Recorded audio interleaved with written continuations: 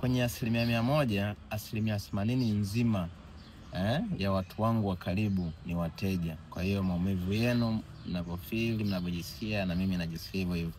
Ndio maana mmekuwa kama family, mmekuwa kama company sana kwangu.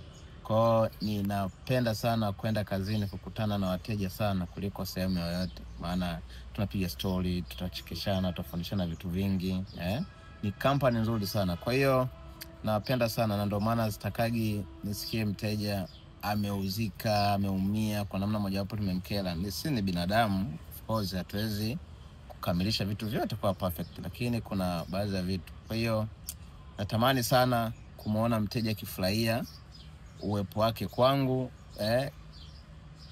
mimi kuwa kwake, hivyo ndio natamani. Yani akija dukani ajifeel yuko kwake, yani awe huru, awe huru kuongea chochote, kujifeel vitu. Na ndio maana natamanigi sana na umiaga sana kisikia kuna mteja amedhulumiwa, ametapeliwa, ameuziwa bidhaa ambazo sio zenyewe.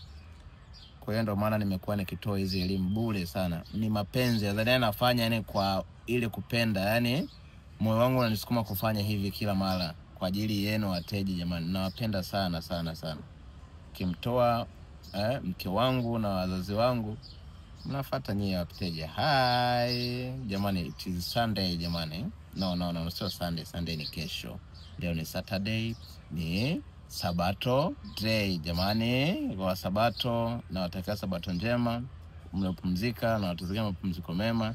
Sisi wengine ndio tunatoka asubuhi hii kuelekea kwenye mambo ya hapa na pale.